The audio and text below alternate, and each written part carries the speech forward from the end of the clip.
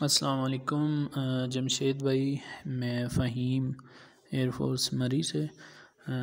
जमशेद भाई, ये आपसे मैंने बच्चे लिए थे, ट्रायो सेट है, इम्पोर्टेड प्योर ब्लड लाइन में न्यूजीलैंड वाइट का। और ये माशाल्लाह अभी 3 महीने के हो गए हैं और काफ़ी हेल्दी और मतलब अच्छे हैं, एक्टिव हैं बहुत।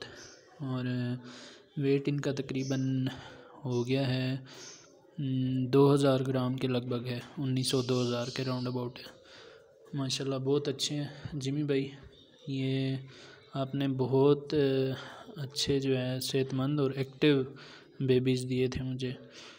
और एक जाइंट अंगूरा के 2 जोड़े मैंने आपसे पट्ठों के लिए थे, ये भी माशाल्लाह अभी 4 महीने के होने वाले हैं और काफ़ी हेल्दी और एक्टिव हैं। ये एक जोड़ा मैंने इधर रखा हुआ है और एक जोड़ा जो है वो गांव में रखा हुआ है।